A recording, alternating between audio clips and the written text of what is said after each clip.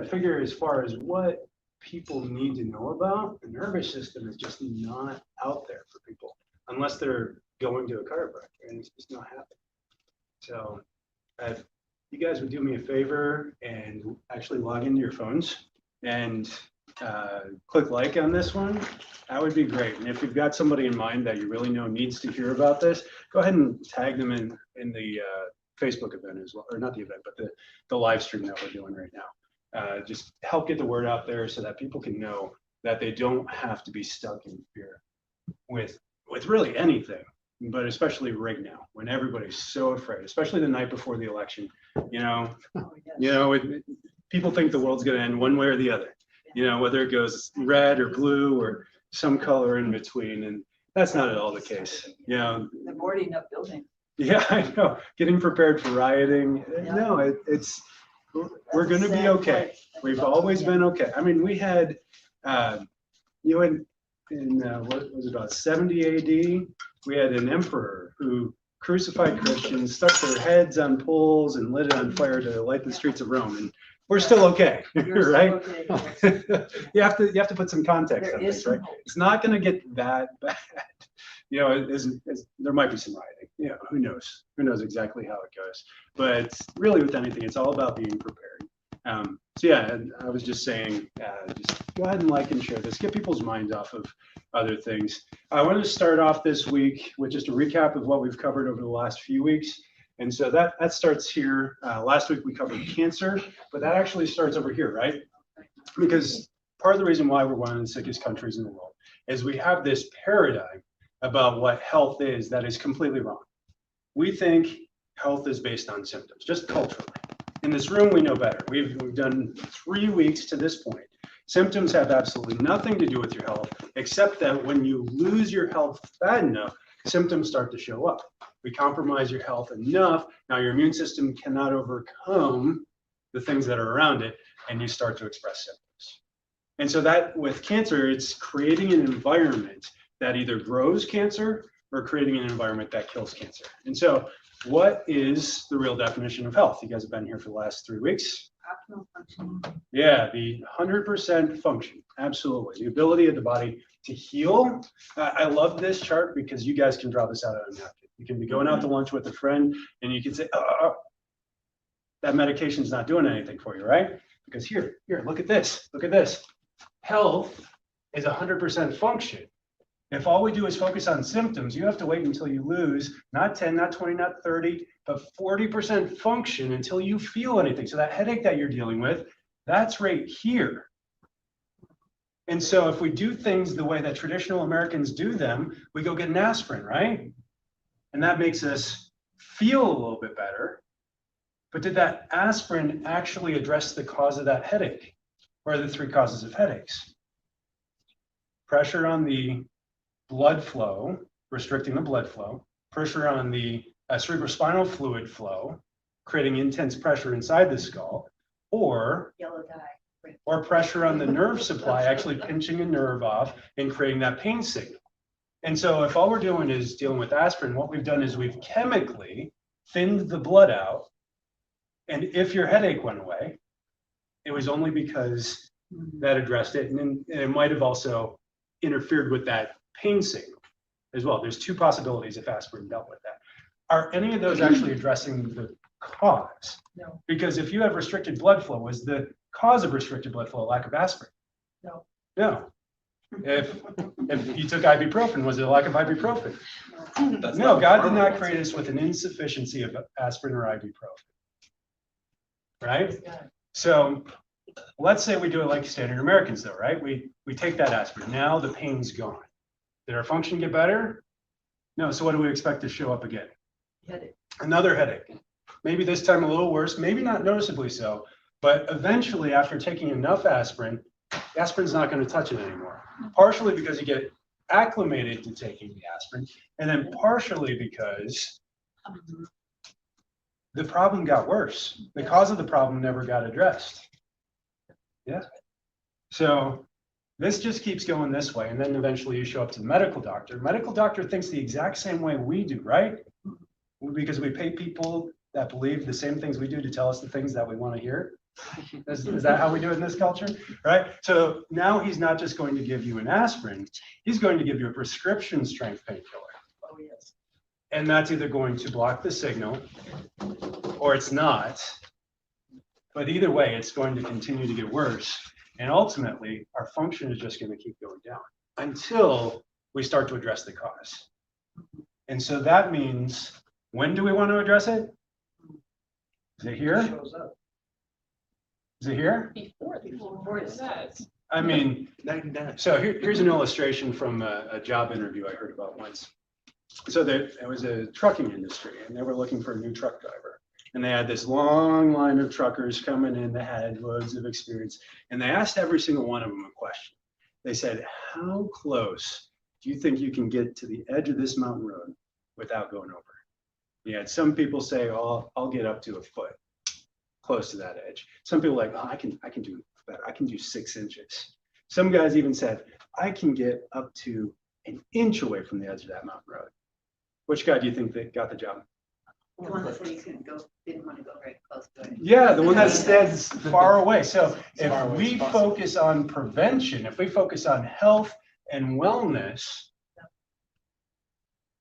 you think we're ever going to rush up here? No.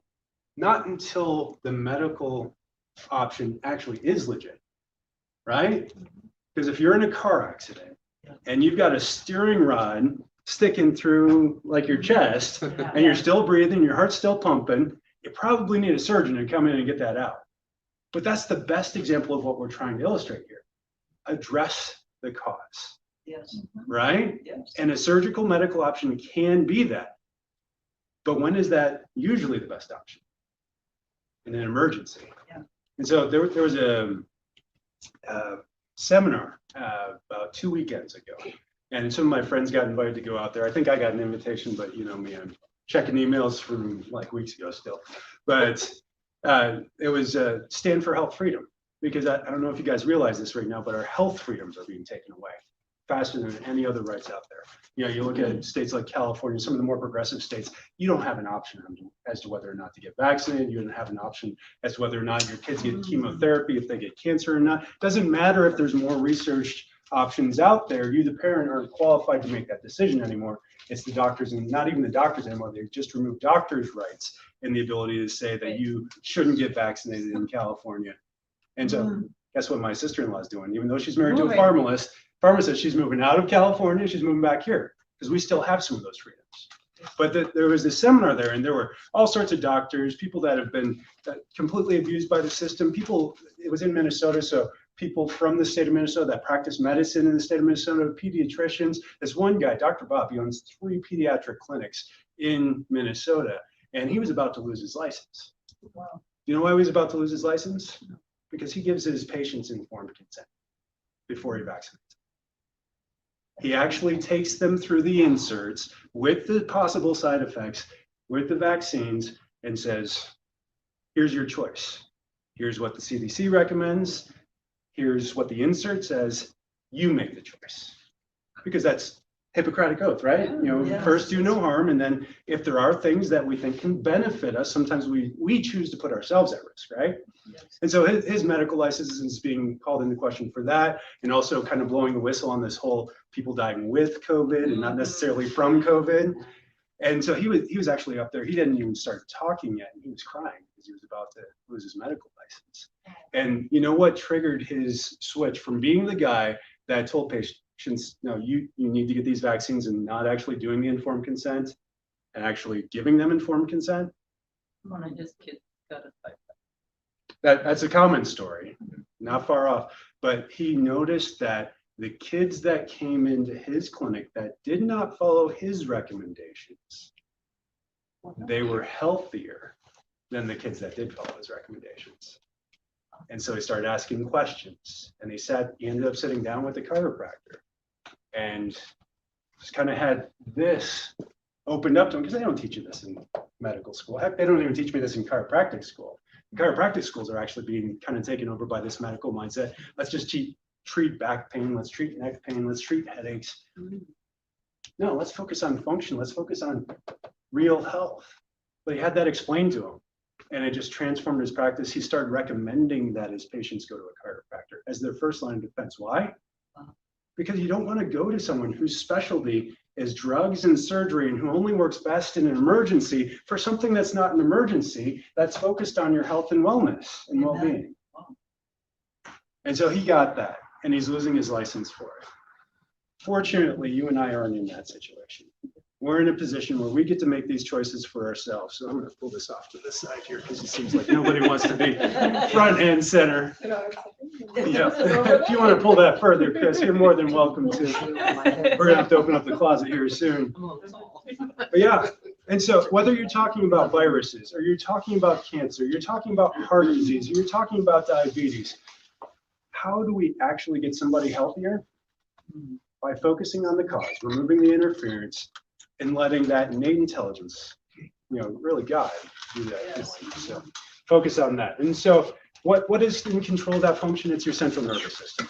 It's really cool. I didn't get a chance to today. I really wanted to, because I've seen some of these time-lapse videos, and I've shown you different time-lapse videos before, but there's actually videos of a human embryo developing in utero and just how it develops. And it starts off, and there's two cells, the sperm and the egg. They come together, they start and they form a single cell. And then that starts growing and duplicating and replicating 36 trillion times. But the first organ to form is your brain. And then off of this brain grows this little line and a little tail, spinal cord. And then there's little branches that start coming off of it, almost like a root system. And then at the end of this root system start popping up all these little fruits and vegetables called organs, right? And then they grow and they develop and they form this living, loving, thinking clay that's here and can overcome this. And this is why the nervous system is so important, why it gets its own week, because it's so intricate, it's so detailed. I was listening to a podcast about 2 years ago, and it was I think it was Freakonomics. So economists trying to solve the world's problems by analyzing data. And they had all these medical researchers on there because health is a major problem in our country, right? We spend more money on healthcare than any other country in the world. And we have the worst results out of all the industrialized nations. It's like everybody wants to be like us because we have the best access to the best medical doctors, the best facilities, best research, best treatment protocols, but we're not doing so great. So why do they want to be like us? Because they're doing better than us, but they're still seeking to do this thing. And it has to do with this, but it also has to do with this, right? Because when you go to the doctor, you can go to a doctor that specializes in this. You can go to a doctor that specializes in this. You can go to a doctor that specializes in that. You can go to a doctor that specializes in that. Did they ever stop to think that maybe There's a connection. there's a connection between some of these things, and the thing that controls function and how your body heals might be being disrupted? Not until what? A neurological symptom shows up.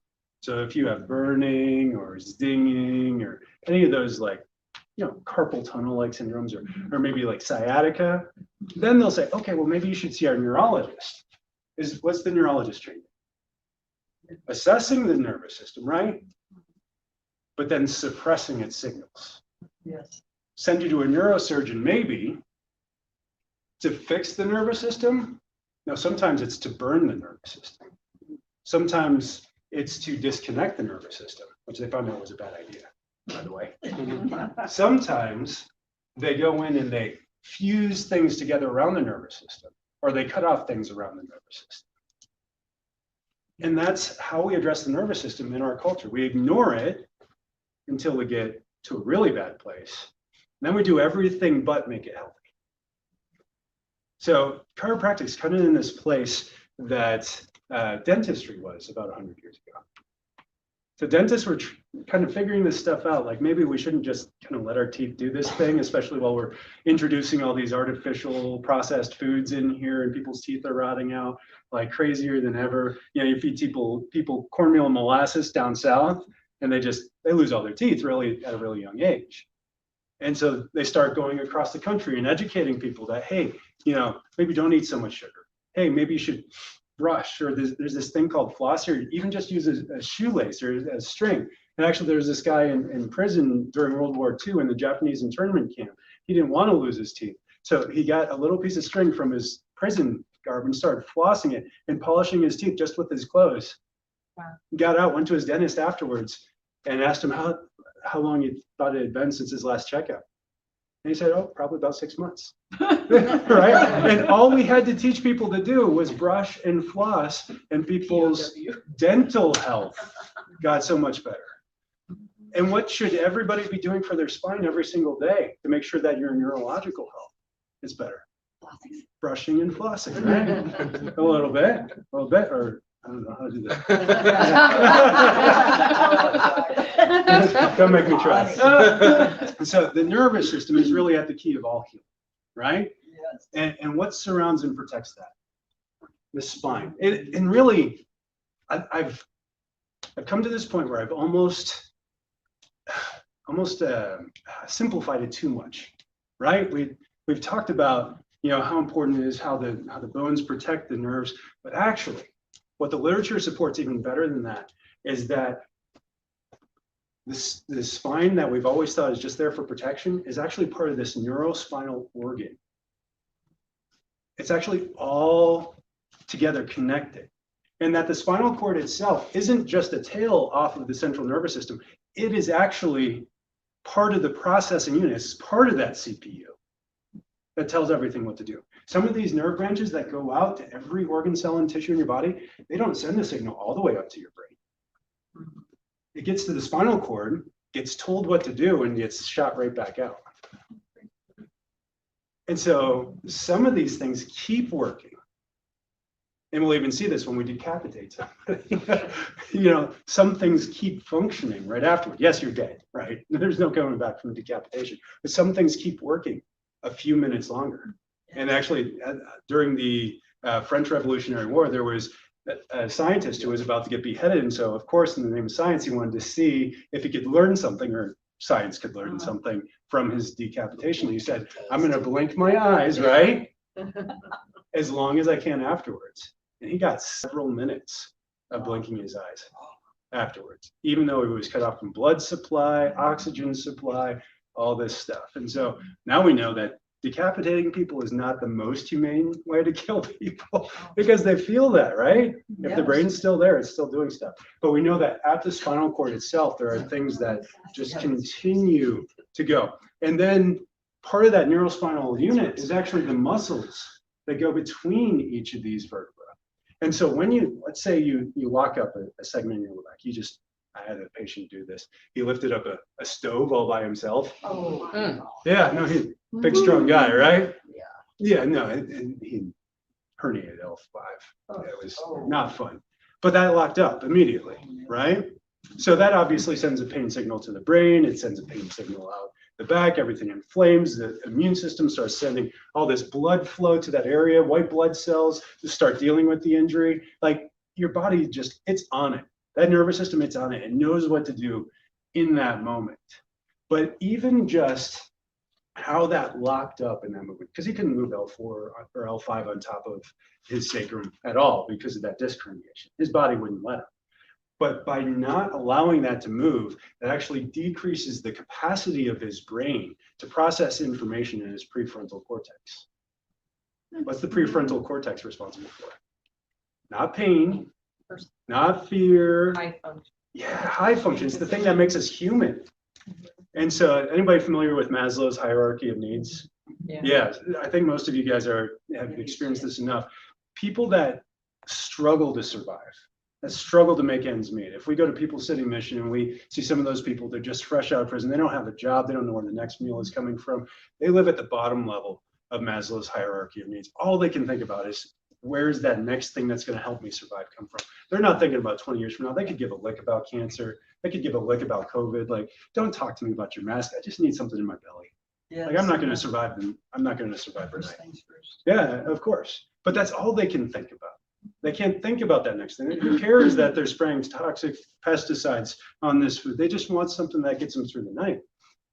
Well, if you can get past that level, and the higher up you go, the more you think about. But that pain signal locks you up. Or let's say it doesn't even cause pain, because a lot of you guys came in with like a neck problem, but we found some major issues in your low back that didn't even hurt at all. It wasn't moving well. The pain signal, yeah, it disrupts some things, but the pain signal is there that tells you that there's a problem. What if we don't get down this chart enough to get that symptom, but we're dysfunctional enough to lock up a segment that's not symptomatic? How well do you think your brain's processing it? It's not. 100%. It's not at 100%. That ATP is not firing, that prefrontal cortex. So you think you're living at higher on Maslow's hierarchy of needs or lower with just a segment that's locked up? Yeah, lower, just by default, just by locking up a segment and not allowing it. And so we could really dive deep into neurology, and every single week it's like, how deep do I go with you guys? You guys are really intelligent, and so I want to go there, but at the same time, I want you to be able to understand and apply this. And the highest level of neurology is the least applicable, right? Because it's all experimental. But the cool thing about chiropractic, right? And I love this quote. And BJ, he said this a bunch of times through the years, but he said it in a couple different ways. He said, nature needs no help, just no interference. He said, the body needs no help, just no interference. He also said God needs no help, just no interference. Right? And so this is what kills me sometimes, because we go to church, right? A couple of us go to church together, and we go in and we see this long list of people that are dealing with health issues. And they're probably sitting there, probably not in the front row because we're Lutherans and everybody sits in the back, right? But they're sitting there and they're praying to God to deliver them from their diabetes. And they're praying to God to deliver them from their heart disease. And they want God to remove the interference. And maybe they don't know that they need him to remove the interference. They just want healing. Yes. And maybe God steps in and does that temporarily, but what's he going to do in the long term? He's going to allow nature or his creation, the laws and principles that govern health and healing, to take their course. And so if they go out on Monday and they continue to have dessert after every meal, or sometimes in place of every meal, or with every meal, you know, if they continue to not exercise, they continue to expose themselves to pesticides and toxins, and they continue to not assess their nervous system, you know, where do you think God's got to be with that? Do you think he could have intervened in the Garden of Eden and said, no, serpent, you don't get to say that? He could have. Yeah. But that's not love. And first of all, before anything else, God is love. And love cannot exist without free will. And so he has to allow us the choice. He has to allow us the consequences of that choice. And so being healthy is about as much about personal responsibility as it is about anything else. And going in and finding and identifying those interferences there. So, yeah, I mean, it's a lot in there. It's a lot, for sure. So we have to have a good mindset about this, though, right? Because personal responsibility is hard, right? And this is where Henry Ford comes in. You know, he said, whether you think you can or you think you can't, you're right. It's absolutely true for everyone. If you're on the bottom of Maslow's hierarchy of needs, very likely you can't do anything, because all you're just doing is survive. You can't take care of that thing. You can't take care of that bill. You can't think outside the box. But let's get above and let's get around this. So one of the mindsets things that we have to overcome is this societal idea that as we age, we're expected to get sick. So this is a cool thing about COVID. So, you know, you just look at the stats generally on COVID. Who's the biggest demographic of people that you think are going to get sick from coronavirus? The older. You would say the elderly. And if you're just looking at an age chart, you would be right. But even more than that, what is the actual group? Obese. Obese, yeah. People that are obese are far more likely to get sick from coronavirus than even our most old. Now, because we've bought into this, though, and because that older population has more things that can happen to them, and if you continue to live our mindset that we're healthy until we feel bad, they have more things going on. Which population is the most likely to be obese? The older you are, the heavier you get, right? We expect it. The harder it is to keep it off if you continue to live the way that the rest of the culture lives. But if you live a way that's healthy, that supports life and vitality, it becomes less difficult because now you create a habit that follows God's laws and principles, and you get healthy. So as we age, we're expected to get sick? No. How about this? As we age, we're more prone to the consequences of our decisions, building up over time. Does that make sense? Yeah. And so, yes, older people are more susceptible to coronavirus, but not because they're old, but because of the choices that they've made that have gotten them to where they are today. Doesn't mean that they don't deserve our prayers or our compassion. Maybe more so than anybody else, they deserve those because they can't go back and undo everything that they've ever done, right? Some water is already under the bridge and we can't get it back. But we have to reframe this, because whether you're 20 or 30 or 40 or 70 or 90, we still have more days to come. And we have to determine for ourselves how those days are going to be. Are they going to be healthy? Or are they going to be sick? So we are self-healing, self-regulating beings. And so for that reason, that's where chiropractic comes in. So this is the cool thing. So I said this a couple of slides ago. I was jumping the gun. The cool thing about chiropractic is that when we adjust the segment, we actually see that prefrontal cortex light up on EEG. No kidding. Yeah, Great. it is really cool. When we adjust someone who's had a stroke, we see their brain function better. Yeah, you want to research chiropractic and strokes? How about that? Yep. Wow. People who have had a stroke that get adjusted, their brain functions better. Isn't that cool? Yes. Yeah, I mean, the best research on chiropractic is actually coming out of New Zealand right now. Dr. Heidi Havik, she's actually Norwegian. I don't remember which country specifically, but it's up there. Norway, Sweden, Denmark, one of those big ones in the boot, right? Yeah, but she's doing such incredible research on how chiropractic affects the brain. And she has her PhD in neurology and her doctor of chiropractic. And she works for the New Zealand College of Chiropractic, and she's in charge of research. And so this research on strokes, it was actually done in, I forget which Middle Eastern country, I want to say like Pakistan or something. So she couldn't physically get into the country to do the research because she's a female. So she sent one of her male undergraduates who barely knew how to adjust, wasn't even licensed, but that's okay because Pakistan doesn't have a license for chiropractors. You just do what you do. Wow. So he was there to do this research on these stroke victims with this world-renowned PhD neurologist who probably has 5 PhDs in 7 different neurology specialties. But yeah, he's like, "What do I do, Heidi?" And she said, "Just move the bone." Oh, wow. I've had some bad adjustments from not undergrads, but graduate, like people in the DC program. Yeah. So I can only imagine the quality of the adjustment that he was giving. Yes. But even so, these people still got better. It's really incredible. What's her last name? But Havik, it's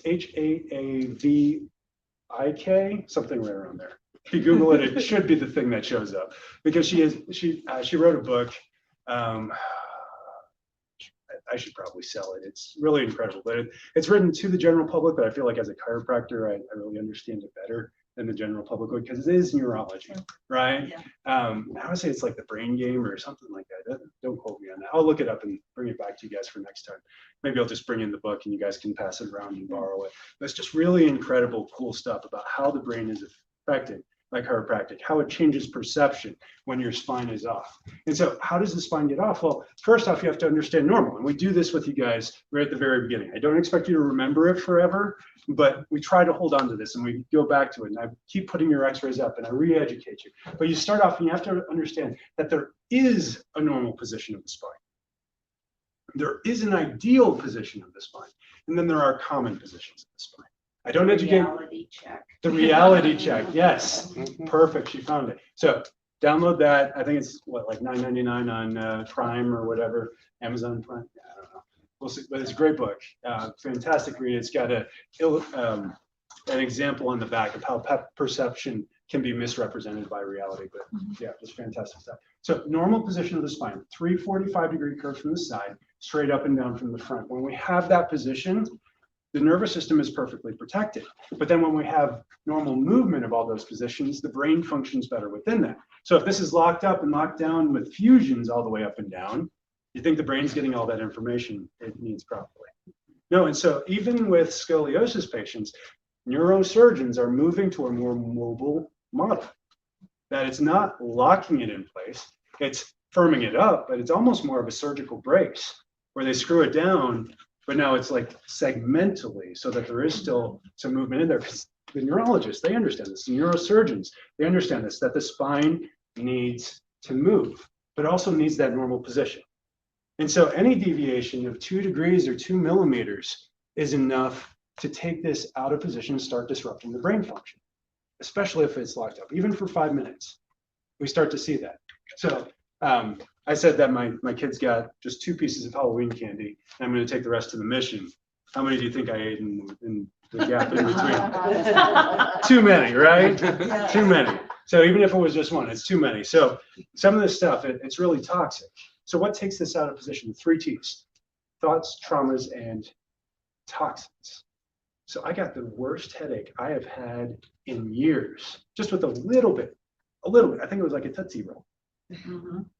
Just a Tootsie Roll. Now, granted, my body is not used to the toxin consumption of having that much sugar and that much artificial color, and that much artificial whatever. Did you dislocate your jaw in the process while you were at it? I don't think it did, but my mouth actually hurt. Yeah. Like, and not from chewing the candy, not even in the teeth, just like the jaw around it, like top and bottom. Like I was concerned for a minute that I might have gotten like trigeminal neuralgia or something. Well, the Reese's still need to freeze. So. Some protein Yeah. balance There you sugar, right? Yeah. So anyways, what did I do? I did what I know needs to happen. First, I assessed my own spine, which fortunately I'm good enough to do. Guess what was off? The one segment that is most likely and most susceptible to be affected by inflammation. Any guesses? No, that's the one that's most likely to get arthritis. Oh, Yeah, C3. higher. Really? 2, 1. Why 1? Friendly. It's right by the brain. Yes. The gut-brain connection. The enteric nervous system. There are more nerve endings in your gut, probably because there's more square feet of just stuff in your body, in your gut than anywhere else. But it also, we've learned it has its own mind. Anybody ever get a gut feeling about things? Yeah, no, you learn parasympathetically things that are good for you or bad for you. You don't even think about it or process